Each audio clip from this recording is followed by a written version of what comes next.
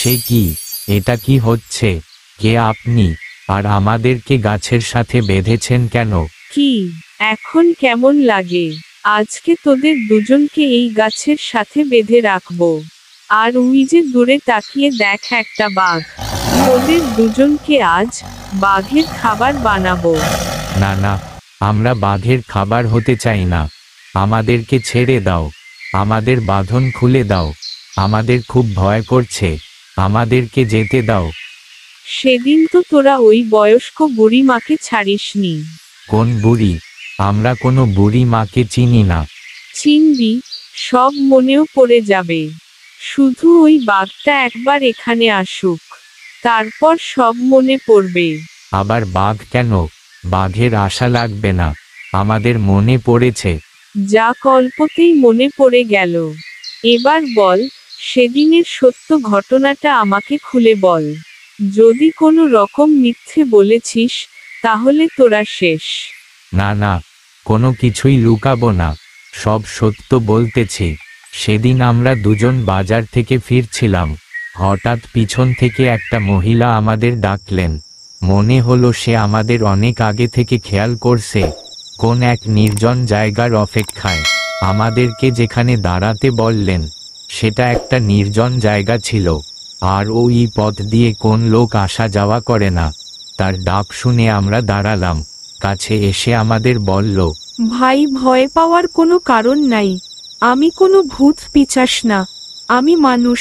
তবে এখান দিয়ে যে আপনারা যাওয়া আশা করেন, সেটা আমি জানতাম।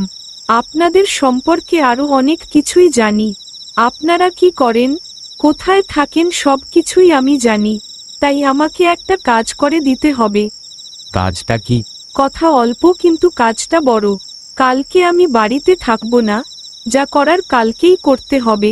আর এটা কেউ যেন বুঝতে না পারে।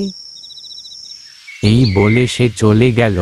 পরদিন কথা মতো আমরা রাতে চলে গেলাম তার বাড়ি। গিয়ে দেখি বাড়িতে কেউ নেই, শুধু ওই বুড়ি মা ঘুমিয়ে আছে। তাই আর দেরি না করে তাড়াতাড়ি বুড়িমার মুখ বেঁধে তাকে বস্তায় ভরি। আর ওই বস্তাটা গভীর জঙ্গলে ফেলে দিয়ে আমরা চলে আসি। তারপর কি হয়েছে আমরা আর কিছু জানি না। একই কাজ আবার করতে হবে। আমি খোঁজ নিয়ে এসেছি। ওর মা এখন ওই বাড়িতেই থাকে। বাকিটা বুঝেছিস নাকি বুঝিয়ে দিতে হবে? বুঝেছি বুঝেছি, সব বুঝেছি। আর কিছু বলতে হবে না।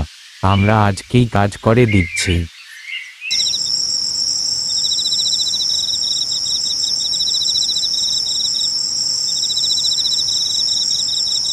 চল, আমাদের কাজ শেষ। এবার আমরা যাই।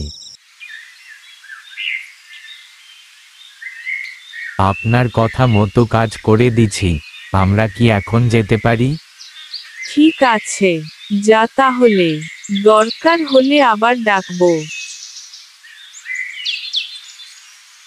হরি দূর থেকে বস্তার মুখ খুলে দিল এবং আড়াল থেকে দেখতে লাগলেন। আর ভাবলেন, একটা শিয়াল তার পিছু লাগিয়ে দেই।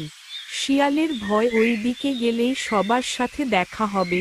যেই কথা সেই কাজ।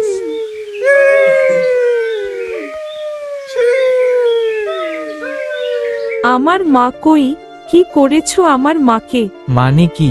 তোমার মা কোথায় সেটা আমি জানবো কিভাবে? সেটা তো তোমারই ভালো জানার কথা। না না, তুমি জানো। বলো না কোথায় আমার মা।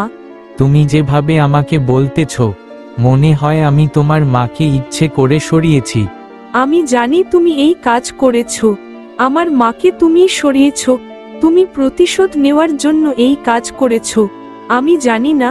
যাও, মাকে নিয়ে আসো। তুমি যে আমাকে সন্দেহ করতেছ, কিন্তু কেন সেটা আমি বুঝতে পারছি না।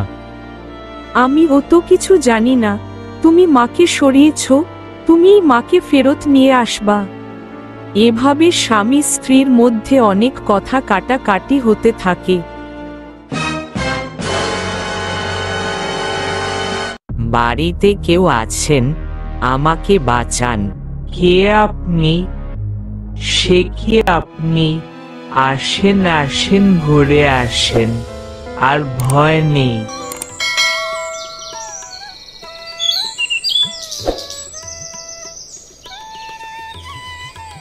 আপা আপনি এখানে? সব নিয়তির খেলা। আপনাকেও বস্তায় ভরে ফেলে দিয়ে গেল। আমি না হয় ওদের সংসারে বোঝা হয়ে গেছিলাম, কিন্তু আপনাকে কেন? এটা আমি করিয়েছি। আপনার মেয়ে দুজন লোক দিয়ে এই জঘন্য কাজটি করায়। তাই আপনার মেয়েকে শিক্ষা দেওয়ার জন্য তার ভাড়া করা লোক দিয়ে আপনাকে একইভাবে তুলে আনা হয়েছে, যেন আপনার মেয়ে বুঝতে পারে সে যেটা করেছে অনেক বড় অন্যায় করেছে। তার মানে আমার মেয়ের জন্য আপনি এইখানে? আমার মেয়ে এত খারাপ? আপা আমি যদি আপনার এখানে থাকতে চাই, আমাকে থাকতে দিবেন? ওর মুখ আমি আর দেখব না। শীঘ্রই পরবর্তী পর্ব নিয়ে হাজির হচ্ছি, তাই যারা এখনও সাবস্ক্রাইব করেননি এখনই সাবস্ক্রাইব করুন এবং পাশে থাকা বেল বাটনটি অন করে নোটিফিকেশন পেয়ে নিন। কোনো নতুন কন্টেন্ট মিস করবেন না।